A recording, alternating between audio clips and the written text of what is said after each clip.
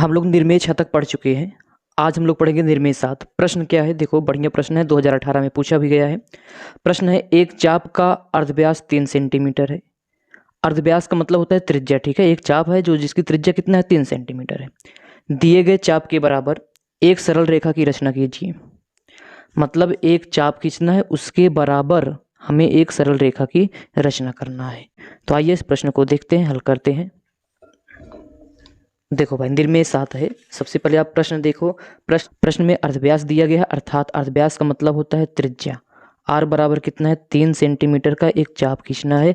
तो सबसे पहले आप यही करोगे, या एक काम करो, सबसे पहले एक सीधी रेखा खींचोगे जो 3 सेंटीमीटर का होगा। भाई अगर अर्धव्यास बोले या केवल त्रिज्या बोल दे तो बात एक ही है। अगर 5 सेंटीमीटर का बोलेगा तो आप 5 सेंटीमीटर के सबसे पहला काम एक लाइन खींचोगे, क्योंकि इसमें अर्धव्यास 3 सेंटीमीटर दिया है तो हम लोग 3 सेंटीमीटर का एक लाइन खींचेंगे, ठीक है। तो ये 3 सेंटीमीटर का एक लाइन खींचने वाले हैं। ये रहा एक 3 सेंटीमीटर का लाइन। इसका नाम हम लोग क रख देते हैं और ख रख देते हैं। अब देखो क्या करोगे। अब क्योंकि जो चाप खींचना था उसकी त्रिज्या कितना होना चाहिए, 3 सेंटीमीटर, तो 3 सेंटीमीटर का आप चाप लगाओगे एक। कहाँ से, का से 3 सेंटीमीटर की त्रिज्या गोला प्रकार में भरोगे।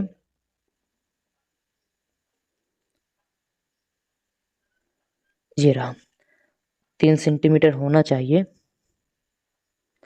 और इस बिंदु का से, भाई ये 3 सेंटीमीटर का वैसे भी था तो खा से होकर जाएगा भी।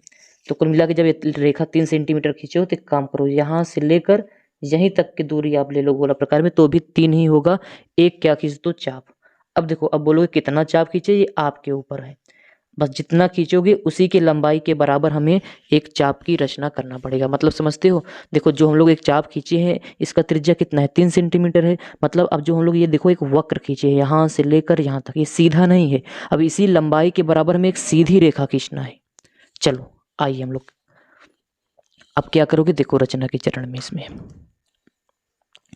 इस चाप का नाम खा और गा रख देते हैं। मतलब हम लोग एक ऐसा चाप खींच लिए हैं जिसकी त्रिज्या कितना है, 3 सेंटीमीटर है, और ये भी 3 सेंटीमीटर ही था। तो इस खा, अब देखो ये आप यहाँ तक भी खींच सकते थे, यहाँ तक, यहाँ तक। इस खा और गा को मिला दो। इस खा और गा को मिलाते हुए आप आगे भी बढ़ाओगे ना, इसको थोड़ा आप आगे बढ़ा देना, काम देगा हम लोगों को, इसलिए बता रहे हैं। आगे बढ़ाओगे मतलब खा और गा को मिलाते हुए आगे बढ़ाओगे। अब क्या करोगे, देखो इस खा और गा रेखा का आधा करोगे। इस खा और गा का आधा करोगे। किसी रेखा का अर्धक कैसे किया जाता है, आधे से अधिक त्रिज्या लोगे, एक चाप लगाओगे ऊपर, एक चाप लगाओगे नीचे।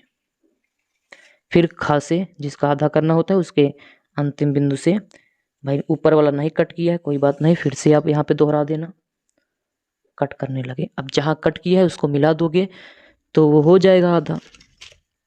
चलो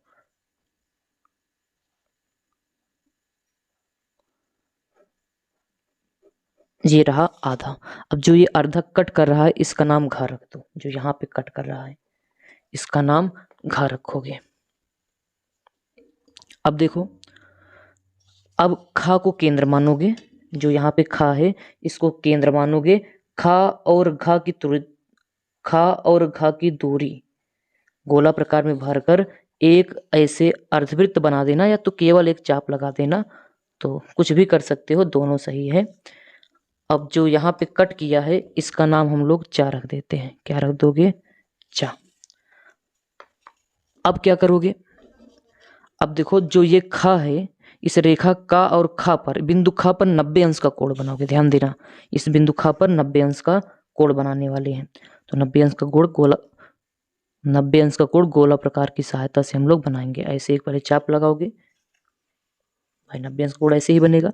अब जो यहाँ पे कट किया है यहाँ पे गोला प्रकार रखोगे, यहाँ कट करोगे। जो यहाँ पे कट किया है अब यहाँ पे गोला प्रकार रखोगे, यहाँ पे कट कर दोगे।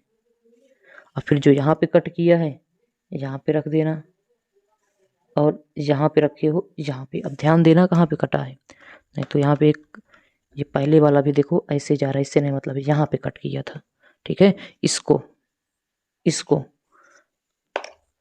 अब इसको हम लोग मिला देंगे। इसको हम लोग क्या करेंगे, मिलाते हुए आगे बढ़ाएंगे।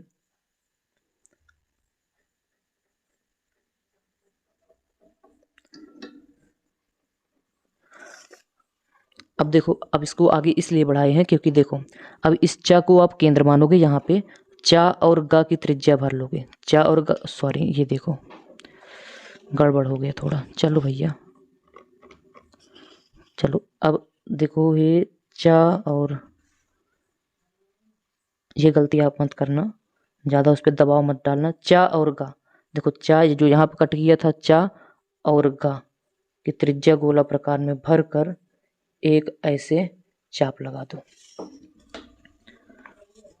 बस अब जो यहाँ पे कट कर रहा है, यहाँ पे इसका नाम छा रख देते हैं, ठीक है। अब यही चा और छा, जो यहाँ पे चा और छा नहीं, ये क्या है, खा और छा है। इसको पूरा यहाँ तक केवल छा तक ही मिलाओगे तो यही जो रेखा है खा और छा, देखो अगर इस चाप को हम लोग ऐसे, जो यहाँ पे तिरछा गया ऐसे मुड़ते हुए वक्र बनाते हुए, इसको अगर हम लोग सीधा करेंगे तो खा और छा जितना बड़ा होगा उतना खा और गा होगा। तो इसी चाप के बराबर हम लोग क्या खींच दिए, एक सरल रेखा। तो ऐसे आप बना लेना। उम्मीद है वीडियो पसंद आया होगा, लाइक सब्सक्राइब भी कर दीजिएगा भैया। धन्यवाद।